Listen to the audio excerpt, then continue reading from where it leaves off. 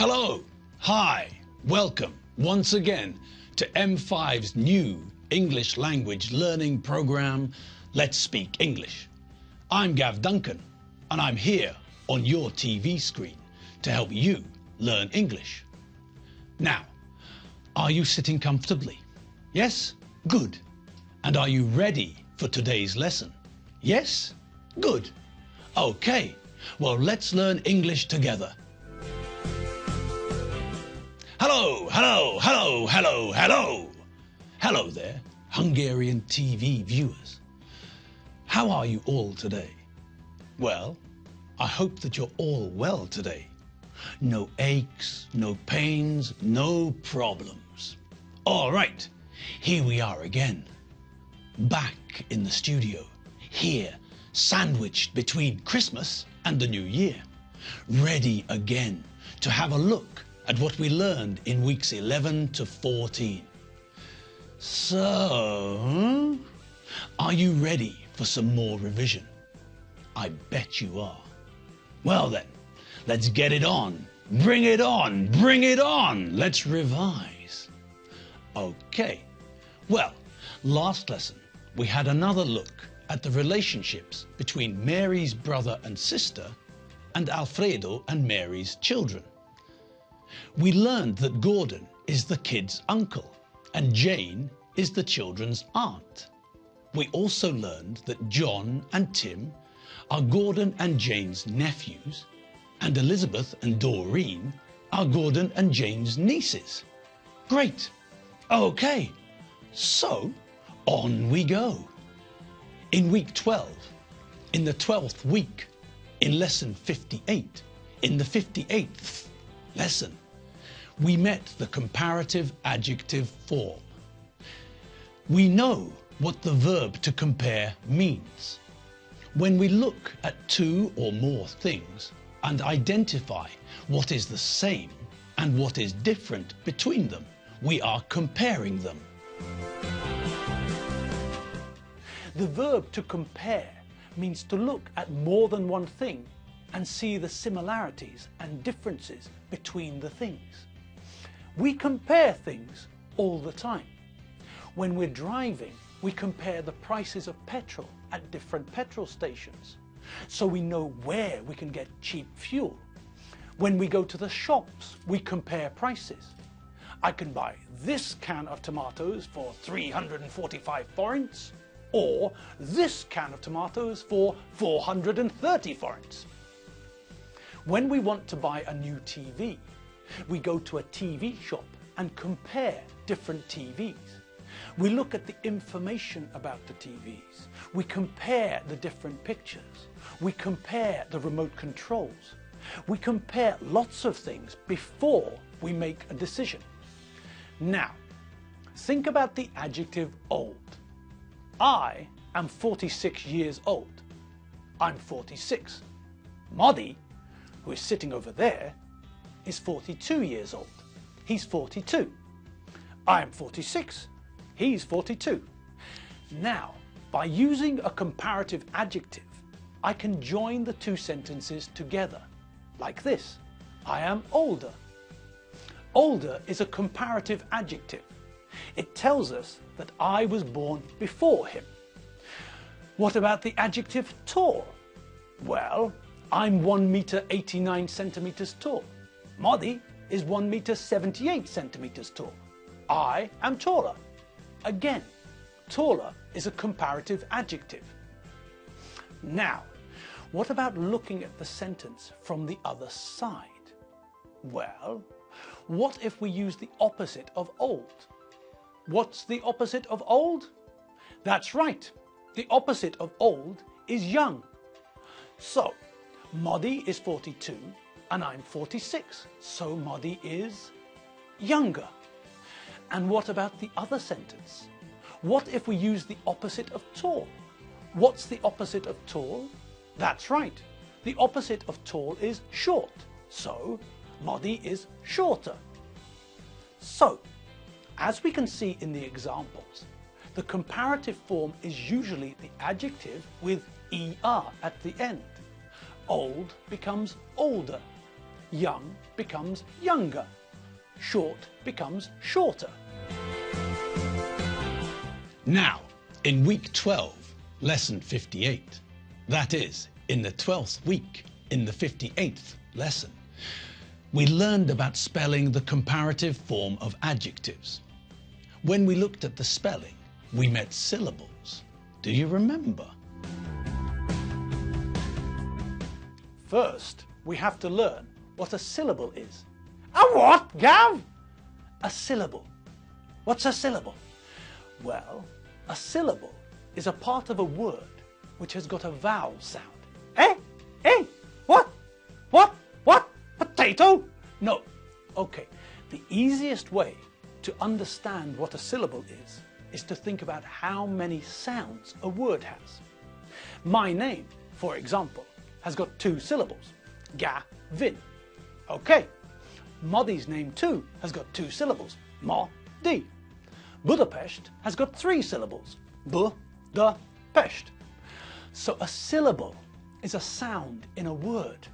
Afghanistan has got, well, how many syllables are there in the word Afghanistan? 4. Let's count them. Afghan is tan. 4 syllables. Okay. What about some Hungarian words? They have lots of syllables. What about this one? It's a cracker. Megengetetetlen. Blimey, oh David, Welsh, Irish, Riley. How many syllables? Let's count them.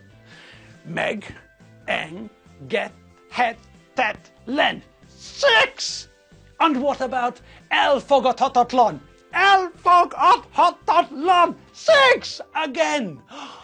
Okay, so now we know what a syllable is. What's the point? Well, the point is that for words with 1 syllable, we add ER. If the word ends in vowel plus consonant, then we double the last letter before adding ER. If the word ends in Y, we change the Y to IER. So, Modi's old, but I'm older. 45 degrees Celsius is hot, but 650 degrees Celsius is hotter. And 500 kilograms is heavy, but 1.5 tons is heavier. In lesson 59, we also looked at the spelling of the comparative form. Okay, so we know what a syllable is, and we know that syllables are important. They help us know how to make the comparative form. If the adjective has got 1 syllable, we know that it's a short adjective, and we know that we add ER to make the comparative form. Good. Now, let's look at some more spelling rules for the comparative form. We know that if the adjective has got 1 syllable, we add ER to the end of the adjective to make the comparative form. Great. Now, who remembers vowels and consonants? You all do. I know. I was just testing you. Okay, so just to make sure, vowels are A, E, I, O, and U.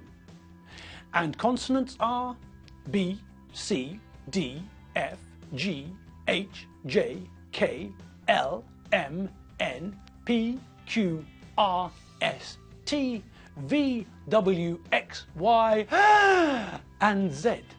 Great. Now, if the adjective ends in vowel plus consonant, then what happens? Well, if the end of the adjective is vowel plus consonant, we double the last letter before adding ER. So, can we think of an adjective which ends in vowel plus consonant? Well, what about the adjective big? That ends in vowel plus consonant, doesn't it? I is a vowel and G is a consonant. Okay, OJ. So this means that when we make the comparative form, we double the last letter before we add ER. So big becomes bigger. Great. And what about that other group? Which group, Gav? The group of words that ends in Y. Oh, that group. Yes, that group. So, what happens to an adjective which ends in Y? How do we change the adjective to make the comparative form? Well, with adjectives ending in Y, we replace the Y with IER. So, happy, for example, becomes happier. The comparative form of happy is happier. We replace the Y with IER. Great. So happy becomes happier, easy becomes easier, and early becomes earlier. Okay, great. So now we know how to make comparative forms for different adjectives. Short adjectives, those adjectives with one syllable, are easy. We just add ER. If the adjective ends in vowel plus consonant, we double the last letter and then add ER.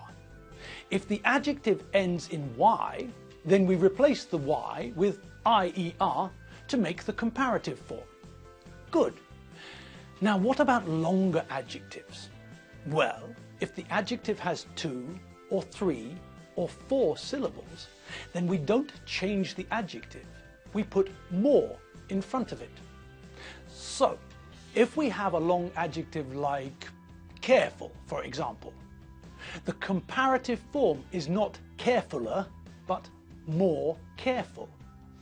If we look at the adjective expensive, the comparative form is not expensiver, but more expensive. If we look at the adjective interesting, then the comparative form is not interestinger, but more interesting.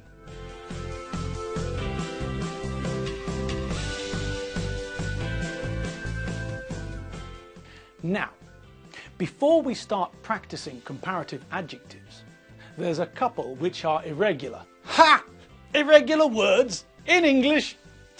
Surely not. Yes, but you know that we don't have to panic.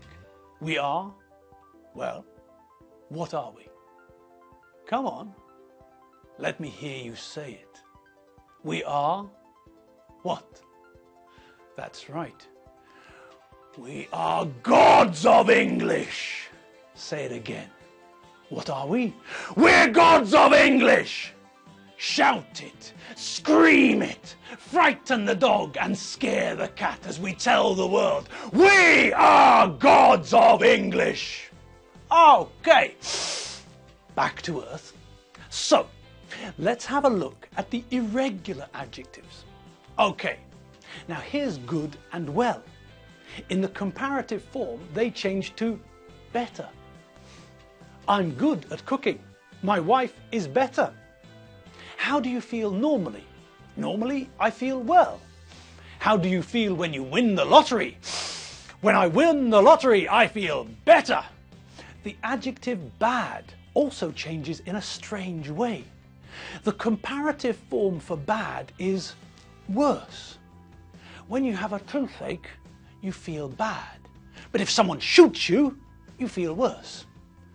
Old, older, large, larger, strong, stronger, modern, more modern, intelligent, more intelligent.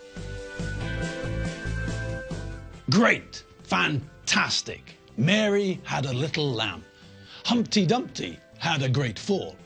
Jack Sprat and his wife Joan. Great. Well, that's all we've got time for today. I had fun today learning about comparative adjectives and checking the spelling for comparative adjectives.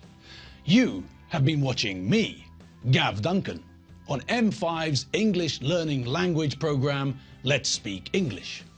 I'm Gav Duncan, not Jackie Chan or Bruce Lee.